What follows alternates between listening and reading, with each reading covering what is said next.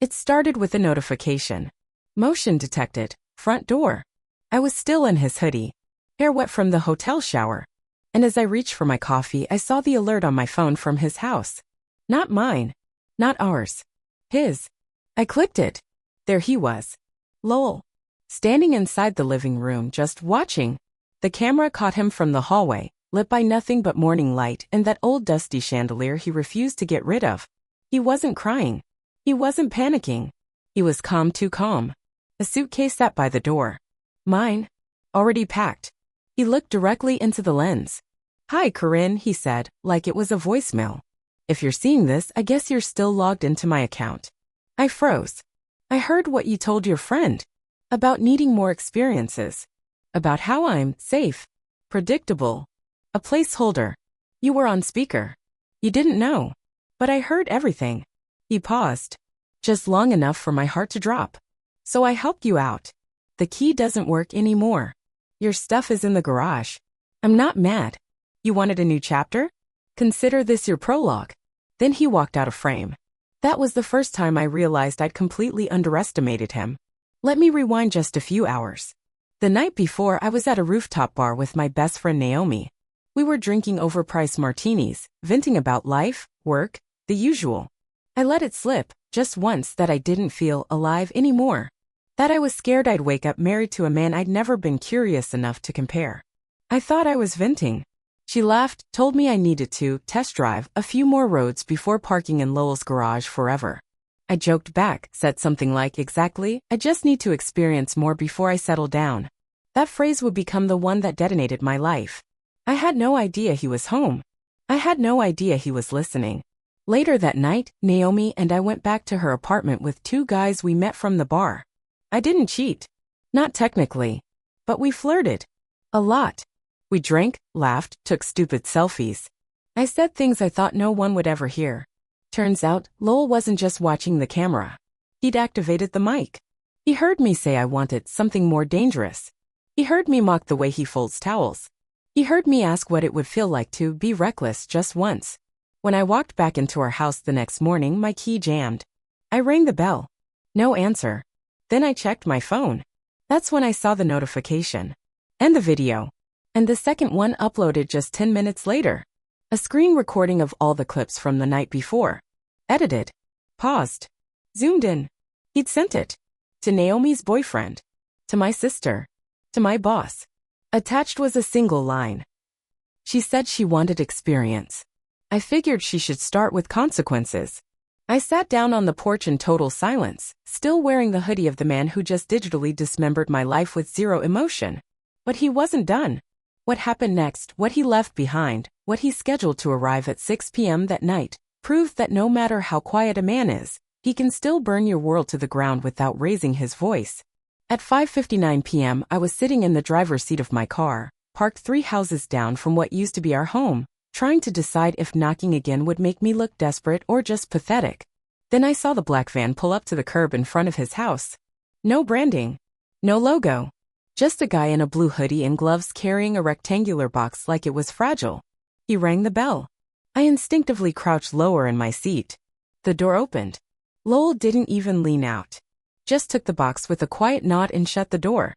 45 seconds tops. But I felt every one of them stretch like a blade across my chest. A minute later, my phone buzzed. Unknown number. I let it ring out. Seconds later, a text. No words. Just a link. I didn't want to click it. I swear, I sat there for 10 minutes trying to tell myself it wasn't what I feared. But I clicked. And there it was. A video. He was sitting on his couch. Same hoodie he wore the day I moved in. Behind him on the coffee table, I could see the box. Open now. Inside it? A red velvet pouch. Corinne, he began, voice steady, unnaturally calm. I'm not trying to humiliate you. I'm trying to make this easy to remember. He reached into the pouch and pulled out the engagement ring I'd returned during our first real fight, over pasta of all things, and that he'd quietly kept in a drawer for over a year. Then he held up a flash drive. I made you something, he said. It's every voicemail you left me. Every apology. Every late night, I miss you message. Every time you said I was the best thing that ever happened to you. I even included the one from your birthday, the one where you cried and said no one had ever understood you like I did. He looked directly at the camera. You said you wanted to explore before settling down. So go explore. I packed your past for you, just so it wouldn't weigh down your future. He stood up, walked over to the camera, and without any warning deleted the feed mid-recording. That's when I noticed something I hadn't seen the first time around. On the table behind the pouch, behind the flash drive, there was a white envelope. My handwriting. But I hadn't written him anything. Not recently. I realized with a sick, sinking feeling that he'd dug it out. A letter I'd written 2 years ago. A letter I never meant to send. One I wrote during a weekend apart, where I poured out every fear I had about marrying someone like him, someone too careful, too soft, too easy to take for granted. I thought I'd burned it. Apparently I hadn't. Apparently he read every line. And now he was returning it. I raced back to the house. I didn't care how I looked. I banged on the door. Called his name. No answer. But the porch light flicked on. Then off. On again. Morse code if he meant it that way. Then I saw the envelope propped against the inside of the glass just behind the locked door. My own words staring back at me. I stepped back and stood there, trying not to fall apart. Then the neighbor came out. Mrs. Weller. 80-something. Tiny, sharp, no filter. Oh honey, she said, half whispering. He said you might come back. Told me to give you this if you looked confused. She reached into her bathrobe pocket and handed me a post-it note. This isn't revenge. This is clarity. L. That night, I drove to Naomi's apartment with my suitcase in the trunk and the envelope in my lap. She tried to cheer me up. Said I could crash there until I figured things out. Said this was just a phase for him. But when I opened my laptop that evening, I realized just how far Lowell had gone. My social inbox was full. Dozens of DMs. From strangers. One message in particular stopped me cold. Hey Corinne, I think you should know. Someone uploaded your old podcast to a Reddit thread titled, Why She Doesn't Deserve Him. It's kind of blowing up. I hadn't touched that podcast in years. I barely had 40 listeners back then. But the episode he posted? The one where I rambled about not knowing who I really was and jokingly said I felt like I was dating my big brother? Yeah, that one. And suddenly thousands of people were quoting it. He never said a word publicly. Never posted a thing himself. But somehow his silence, paired with the little puzzle pieces he'd left behind, turned me into a viral cautionary tale. A symbol of modern selfishness, whatever that means. And still, I hadn't spoken to him. But I was about to. Because the next day, I got a call from a number I hadn't seen in years, his ex, Lacey. The girl he dated before me. The one he never talked about. She said, you need to hear what he told me. Because I think this was all planned long before you said a word. Lacey didn't even say hello. Just, so he finally pulled the trigger, huh? I was standing barefoot in Naomi's kitchen, holding a mug I didn't recognize, watching a crack in the tile floor like it was about to answer for me. What are you talking about? I asked, my voice smaller than I meant it to be. You told him you wanted to explore, right? She continued. Before settling down. My heart stopped. How do you know that? He used the exact same words on me, Lacey said, calm, detached. 5 years ago. Only back then he was the one who wanted space. I had no words. None. Corinne, she said slowly, like someone guiding a blindfolded person down a flight of stairs, this isn't his first disconnection. Lowell has a pattern. When he feels the shift, that slow emotional retreat, he doesn't fight. He doesn't plead. He builds exits. I felt the chill run through me. What are you saying? That he planned this? I'm saying, she replied, Lowell doesn't break down. He builds traps. Elegant, quiet, devastating traps. And by the time you realize you're in one, he's already locked the door behind you. She told me about how in their final months together she'd confided in him about her doubts. How he listened, even agreed. And then one day, she came home to find her toothbrush gone, her name removed from the lease, and a prepaid envelope containing a handwritten note. I didn't want to make this harder than it had to be. He left her a copy of their shared playlists. Nothing else. So why are you warning me? I asked. If he did the same thing to you, why not just enjoy the show? She hesitated for the first time. Because unlike me, you're being broadcasted. You're the show now. The whole thing. It wasn't paranoia. It was truth. I opened my phone while she spoke and refreshed that Reddit thread. Thousands more comments. My name trending in a small corner of the internet I didn't even know existed. Someone had even found my LinkedIn. A guy named DeadboltDad420 had created a meme of me holding a suitcase with the caption, "Let me out." I just wanted to explore. I couldn't breathe. I felt like I was shrinking under the weight of my own words. That night, I couldn't sleep. Naomi tried to comfort me, but her phone kept buzzing too. People she hadn't talked to in years reaching out, asking if it was true. Asking if she was the friend at the rooftop bar. One even asked if I was pregnant. I sat on her balcony at 3:12 a.m. and did something I hadn't done in months. I opened the notes app on my phone and wrote a message to Lowell. I didn't mean for any of this to happen. I never thought one sentence would start a wildfire. You didn't deserve what I said. But I didn't deserve a public execution either. I didn't send it. Because at 3:14 a.m. another email came through. This one from a burner account. No subject line. No text. Just one attachment, a photo. It was me. From months ago. Sitting on our kitchen counter, barefoot, laughing. Holding a glass of wine, half listening to some podcast. The angle was strange, like it was taken from inside the living room, low to the ground. I don't remember anyone else being there that night. Another email arrived seconds later. This time, just a sentence. Always watching. Always waiting. You should have looked up sooner. I dropped the phone. Naomi rushed out, half asleep, asking what happened. I couldn't speak. I showed her the message.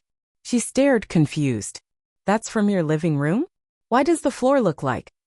She stopped. We zoomed in. The corner of the image had a familiar blur. A reflection. It was the coffee table. Ours. And under it barely visible something metal. A small hidden camera. My stomach twisted. That wasn't a photo taken with a phone. That was from inside the house. From months ago. And if that camera had been running for all that time. I looked up at Naomi wide-eyed. He's been collecting everything. Not just the texts. Not just voicemails. Everything. All the nights I thought I was alone. All the times I walked through the house in nothing but a t-shirt. All the venting phone calls to my sister about how dull he was. All those little, stupid moments you never think anyone's paying attention to. He had them. Stored. Archived. Weaponized. That's why he was so calm. Why he didn't argue. He didn't have to. He already had the whole narrative ready. He didn't want to win me back. He wanted to bury me without ever touching a shovel. And I still hadn't seen the worst of it. Because buried in my email, marked as spam, was an invitation I almost missed to a private group chat titled The Museum of Corinne. And Lowell wasn't the only one inside it. At first I thought it was spam. The subject line alone looked like a phishing attempt. You've been added to The Museum of Corinne. No context. No sender I recognized. Just a generic Gmail address with a string of numbers. I hovered over the trash button. But something told me not to click it. Instead, I opened the message. Inside was a single link to a private chat room on some obscure platform I'd never heard of. No welcome message. No instructions. Just the name at the top, The Museum of Corinne, and a members list. My blood ran cold when I saw them. Lowell. Naomi. His co-worker Ben. Our old neighbor Sam. Even my old RA from college. 23 people total. 23 people, all handpicked. All somehow connected to different phases of my life, people I hadn't spoken to in years, people I barely remembered, and yet they were all here. Inside a curated digital space labeled after me. And when I clicked the Media tab, my stomach turned to stone. It was filled with folders. Not pictures. Not videos. Not even files. Folders. Each named after some dumb inside joke or offhand comment I'd made. Sad t-shirt girl. Why does she talk like that? The Explorer. Glass of wine, glass of lies. Dinner party from hell. There were voice memos. Videos. Full transcriptions of text threads. Screenshots of things I'd forgotten even happened. Footage of me dancing alone in the living room. Audio of me crying after a fight. A screen recording of me Googling how to end an engagement without hurting someone. Everything. All of it organized like I was some broken doll behind glass. Naomi saw the screen over my shoulder. She gasped. That video, that's from my apartment.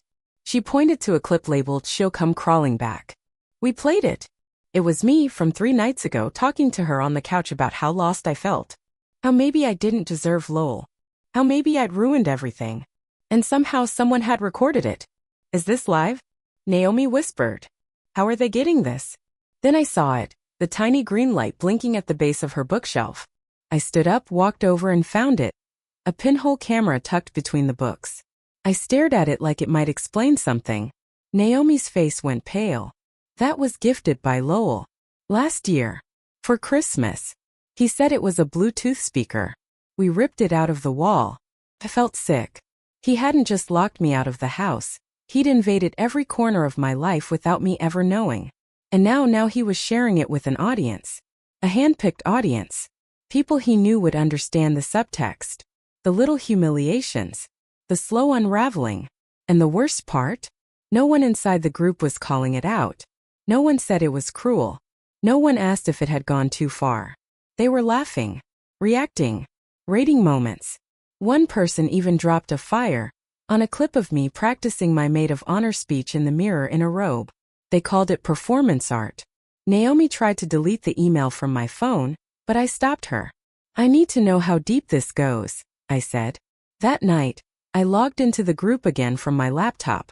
I didn't post anything, just watched. And at 11:34 p.m., a new folder appeared. Finale incoming 24 hours. I stared at it for minutes, not even blinking. Inside were just 3 things. A countdown timer. A folder labeled pre-engagement footage. A final message from Lowell. Every museum closes eventually. You told me you needed to find yourself. I just wanted to make sure you remembered what you left behind. I didn't sleep. By morning, the countdown read 17 hours, 42 minutes. I called his number, still blocked. I tried emailing him, bounced back. I even went to his job, only to find out he'd taken extended personal leave. He had vanished. Just like that. But the museum stayed open. And I couldn't stop staring at that timer, ticking down like a bomb, knowing that whatever was coming next wasn't just about me anymore. He was going to make it permanent, public, final. And worst of all, I was starting to think he wasn't doing it out of revenge. I think this was his art project. And I had been his medium. The thing about watching a countdown is that the closer it gets to 0, the less real the number feels. It doesn't register as time anymore. It becomes dread. Pulsing. I sat in Naomi's apartment like it was a bunker, watching the digits flicker on my laptop screen. Every 10 minutes, another notification appeared inside the Museum of Corinne, like tiny signals before a storm. With 6 hours left, a new user joined the group. I didn't recognize the name. None of us did. The username was just c.lockadiout. Their profile was empty, but they were verified as a moderator. Someone added them, and they dropped one message into the chat before logging off. The exhibit will conclude live. Attendance is automatic. That's when I realized this wasn't just humiliation. This was performance. Final, public, and impossible to erase. I was shaking. Naomi sat next to me, her fingers moving furiously on her phone, trying to contact a cybersecurity guy she once dated. Meanwhile, I started combing every folder in the chat, looking for a clue. Something that would give me leverage or at least a reason. I found it buried inside a folder called Obvious Omissions. A single file titled Conversations She Forgot. I opened it. It was a splice of recorded audio clips, not video, just voice. From old phone calls, arguments, even from the bathroom, where I'd vented out loud while doing makeup or brushing my teeth. But the way he'd edited them, it was clinical. Cold. Like he was building a prosecution. He's not ambitious. He's just safe. Sometimes I pretend to be asleep just so he doesn't talk. I could leave and I don't think he'd fight me. I had no memory of saying most of these. But the voice was mine. And listening to it felt like watching someone else stab me in the back with my own words. That's when Naomi lost it. "This is psycho," she said. "This isn't closure. This is a digital hit job. You need to tell someone." "Tell who?" I whispered. "What am I even accusing him of? He hasn't broken any laws." "Not really." She stood pacing. "He's airing your entire life to a group of strangers. He's destroying your career, your name." "My name?" I snapped. "Naomi, he named a group after me. He made a museum." "Yeah, well," she muttered. "It's about to have a fire alarm." Naomi had a plan. She wanted to record a response, a live video explaining everything. Her theory was, If you own the narrative, it takes the teeth out of whatever he's planning. But I couldn't do it. I couldn't sit there and spill my heart to a webcam, knowing that half the internet had already made up their minds about me. I kept staring at the screen. The countdown, 13 minutes and 47 seconds. Then with less than 10 minutes left, something changed. Every member in the group was force muted, including me. We couldn't comment. Couldn't leave. A message flashed across the top of the screen. Exhibit closed for setup. Streaming will begin shortly. Naomi's face went pale. She grabbed her laptop and tried to disconnect the Wi-Fi. It didn't matter. The screen went black. Then, one word appeared, large and centered. Documentary. I felt like I'd swallowed glass. Lowell didn't just want to humiliate me, he wanted to document me. Archive me. Like I was some failed social experiment. And this wasn't a video. It was a live stream. I recognized the format immediately, minimal editing, raw audio, background narration. And then I heard his voice. Calm. Clinical. Cold. This is the story of a woman who asked for more. And the man who gave it to her. Not in anger, but in full, uninterrupted clarity. Then came the images. Footage of me from the first month we dated. Laughing, dancing, kissing him at the beach. Then slowly the tone shifted. Arguments. Eye rolls. Phone calls I thought were private. Footage of me looking at another man during a dinner party. I remembered that night. I remembered how I excused myself early to go walk off a headache. He'd caught it all. Then the final part. Lowell's voice returned. Some people say they need to explore. That they're not ready to settle down. And that's fair. But sometimes what they really mean is, I want to burn this down and hope the other person is too tired to watch it happen. The screen cut to black again. And then, a live feed from his living room. He was sitting there. Not looking at the camera. Just staring off to the side. Beside him? My old suitcase. And the velvet ring pouch. The same voice spoke again, this time through subtitles. Closure isn't silence. Closure is evidence. And then he stood up, walked out of frame, and left the door wide open. That was it. The stream ended.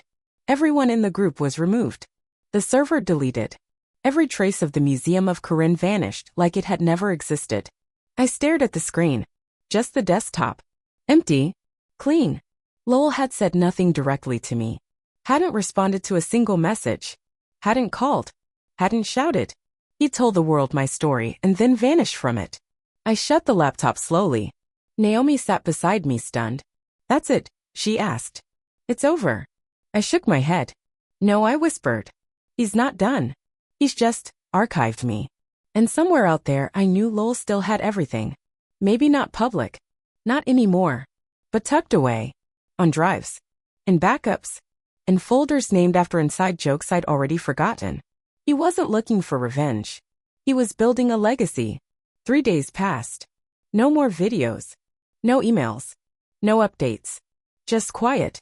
Disturbingly quiet. For the first time since the nightmare began, it felt like the ground had stopped shaking. But that only made the silence feel worse. Like something massive had collapsed, and all I could hear now was the dust settling. Naomi begged me to move on. He ghosted you with a digital funeral, Corinne. Let it die. Burn the hard drive and rebuild. But I couldn't. Because that night, I received a manila envelope. No postage. Just left at Naomi's doorstep. Inside was a single item, one brass key. Old-fashioned, a little rusted, with a tag attached that read. Locker 309. Union Street Depot. L. No further explanation. No sender info. Just that. My gut told me not to go. That any man who could stage an entire psychological breakdown through Google Drive and doorbell cameras probably wasn't leaving behind a bouquet and closure. But I went anyway. Naomi insisted on coming, but I told her no. Whatever this was, I had to face it myself. Union Street Depot was an abandoned train station converted into overpriced storage units. Cold concrete, flickering overhead lights, the kind of place where you half expect a horror movie to start when the manager disappears for too long. Locker 309 was on the 3rd level. Far back, tucked behind a wall of rusted filing cabinets and shattered office chairs. I stood in front of it for a long time before sliding the key in. It clicked easily. Clean. Like it had been waiting. Inside was a single item, a laptop. Not just any laptop, his laptop. The one he'd guarded like a priest guarding a confessional. I recognized the stickers on the lid, the faded scratch by the hinge. He once told me if that machine ever died, so would his brain. On top of it was a note. This is not for revenge. This is your mirror. My hands were trembling as I opened it. It booted up instantly, no password required. Just one folder on the desktop, labeled, "The version you never saw." I clicked. It opened a timeline. 5 years. Documented. Layered. Cross-referenced. The first files were harmless. Sweet, even. Our first apartment together. Videos of me dancing in the kitchen, bad impressions of cartoon characters. Us decorating a Christmas tree. My laugh echoing through his speakers like warmth and motion. Then it turned. Slowly. The files were tagged. Categorized by emotional tone. Clips labeled withdrawal, 4 months before confession, doubt, captured at restaurant, right after phone unlock, projected regret, 1 year before engagement. Dozens of these. Each with a clip or photo or audio that somehow proved it. He had archived my deterioration in real time. And then I saw the worst folder. What she could have said. I opened it. It was a Word doc. A long one. Pages and pages of replies he had drafted for me. Written in my tone. My rhythm. Imaginary confessions. Imaginary apologies. Entire conversations that never happened but could have. Like he had role-played my conscience. He had written me better versions of myself. More honest. More clear. The kind of version of Corinne who didn't run from hard questions or use freedom as a shield. Each one started with the same sentence. Lowell, I need to be honest about why I said I needed to explore. And each one ended with a different kind of goodbye. I read all of them. Every single one. And for the first time since he changed the locks, I cried. Not angry tears. Not guilt. Just this hollow ache of knowing someone had paid that much attention to me, and all I ever did was flinch from it. Because now I saw it. This wasn't revenge. This wasn't punishment. This was Lowell processing me. Dissecting me. Like a scientist trying to understand the failure of a prototype he once believed in. I sat on the cold concrete floor, surrounded by dust, the laptop still glowing in the dim light, and I whispered something I'd never said before. Maybe I was the cruel one. Not for cheating. I didn't. Not for leaving. That wasn't the sin either. The cruelty was pretending not to see how much he loved me and calling it too much. The sin was confusing stability for stagnation. And when I asked for more, he gave it to me in the form of a perfect, digital graveyard of who I had become, not through his eyes, but through mine, reflected back. He never wanted me to suffer. He wanted me to see. I closed the laptop and left it exactly where I found it. There was no point in deleting any of it. He hadn't made copies for the world. Just one. For me. For the moment when I was ready to understand. And as I locked the unit again, I saw a tiny message scratched into the inside of the door. Exploration ends where accountability begins. I walked out of that depot with nothing in my hands, but everything in my head had changed. For the first time, I didn't want to tell my side of the story anymore. I just wanted to face it. The hardest part of processing something that never fully exploded, just silently collapsed, is figuring out where the fault line actually was. Was it the moment I spoke the sentence? Or the months before it, when I smiled at Lowell like I still believed in us? When I told him I was happy while secretly wishing for the door to crack open to something else? After leaving the depot, I didn't go home. I couldn't go back to Naomi's either, not after the footage we'd found, not after realizing how deeply Lowell had embedded himself into our lives. I booked a short-term rental under a different name. A studio apartment above a dry cleaner with terrible plumbing and a clock that ticked way too loud. But at least it was quiet. Or so I thought. 2 days into my solitude, I received a direct message on a platform I hadn't used in years, an old art critique forum I joined when I was still experimenting with photography in college. The sender's name was Marla Jean 82. I didn't recognize it, but the message was short. You don't know me, but I know you. I helped him build it. My heart stuttered. My first reaction was suspicion. Troll? Some say this fishing for attention? But the tone was off. Not gloating. Just calm. Like someone about to confess a crime they didn't know was a crime when they committed it. I replied. Within 5 minutes, she responded with a phone number and a time. I'll explain. Just don't record me. And don't ask how I know what I know. I called. Marla's voice was older, deeper than I expected. She sounded like someone who'd lived 1,000 lives in silence. She didn't wait for small talk. I'm a digital curator, she said. Freelance. Private contracts mostly. memory preservation, story packages, emotional timelines. People pay to have their lives structured, cleaned, archived. I didn't speak. Lowell hired me 2 years ago. Said it was for an art project, a personal one. He wanted someone who could take 5 years of data and shape it into a cohesive narrative. Something honest. I swallowed hard. He gave me everything. Emails, audio files, video clips, screen recordings, passwords, access to shared cloud drives. He already had the raw material. My job was to arrange it, index it, make it digestible, emotional without being emotional. You helped him build the museum, I whispered. No, she said softly. I helped him tell his story. I almost laughed bitterly. His story? It was my name on it.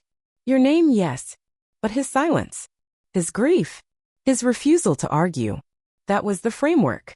He didn't want to punish you. He wanted to be understood. I paused. Why are you telling me this? Because he told me to, she replied. He said, and I quote, once she sees what I saw, she'll have questions. You can answer them if she reaches out. If she doesn't, let it rot. The coldness in those words cut deeper than anything he'd actually done. What else? I asked. She hesitated. Then there was a second version. What? A parallel archive. One only he accessed. It wasn't curated. It wasn't edited. It was messier, darker. A raw file dump of things he never shared with me. I only saw glimpses, file names mostly. Like what? The sound she makes before she lies. October 18th, the almost confession. When she said she was alone. Each one felt like a knife sliding under the skin. I asked if she knew where it was stored. She didn't. Or wouldn't say. I think it was for him only, she said. Not even for you. After I hung up, I couldn't move. Not for an hour. Not even to blink. There was something deeply horrifying about the idea that there was still a second version of me out there, a raw cut, a silent film of everything I never admitted out loud. I'd already been dissected, stripped down, turned into a cautionary tale. But knowing that he had something even deeper, something he kept just for himself, was worse than any public exposure. It meant that, no matter how far I went, there would always be a version of me he understood better than I ever would. A part of me wanted to find it. Hack his accounts. Call in favors. Go full detective.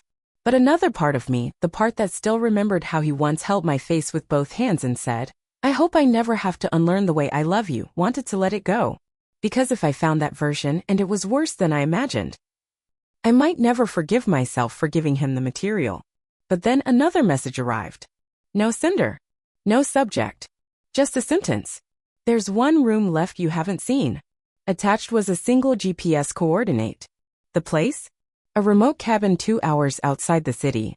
A property he once told me he inherited from his uncle but never visited. I thought he was lying back then, said it half-jokingly over pancakes one Sunday when I asked if he had any deep, dark secrets. Now I wasn't so sure. I copied the coordinates into my map app. It pulled up a remote stretch of forest with a gravel road that ended in dead silence. No reviews. No name. No photos. Just an unmarked spot, waiting. Something in me knew this was where it would end. And possibly, finally begin. The gravel crunched under my tires like bones. Every twist of the road felt quieter than the one before. No service. No signs. Just forest, thick, still watching. By the time I reached the clearing, dusk had turned the sky a deep purple and the air hung heavy like something was waiting to breathe with me. The cabin was real. Small, unpainted, windows boarded from the inside.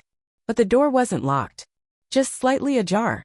As if Lowell had left it that way, not for me to break in, but to decide if I wanted to walk through. I did. The air inside smelled like cedar and dust. It took a moment for my eyes to adjust. No electricity. Just the glow from my phone and the fading twilight behind me. In the middle of the cabin sat a single wooden chair. Beside it, an old desk. And on top of that desk, a worn leather journal. Not a screen. Not a flash drive. Not a live stream or feed or server. Just paper. My name was written across the front.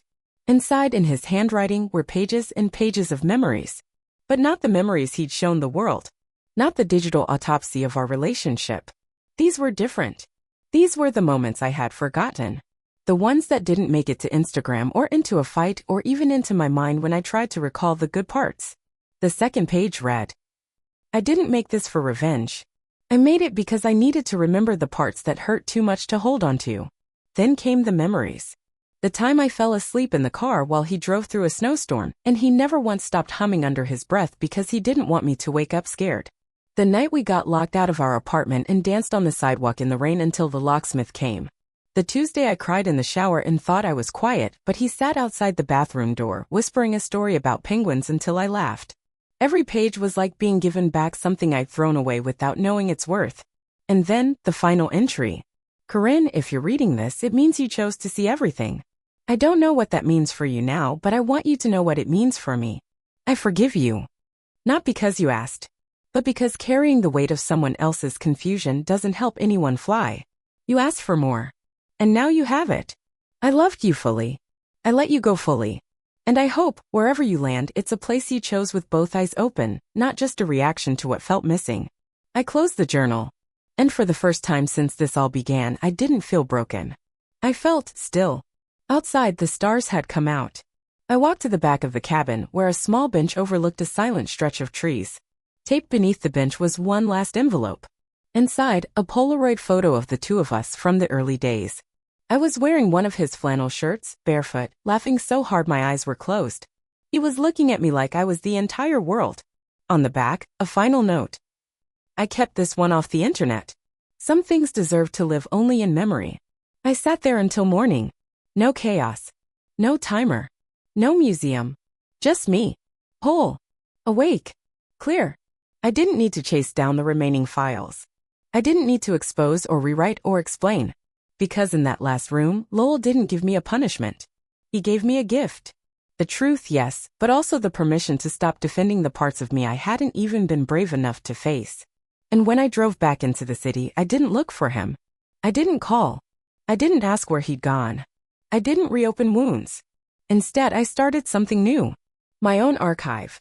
But this time not for defense. Not to prove or dissect or organize. Just to remember. The laughter. The lessons. And the grace of someone who loved me enough to let me go the right way.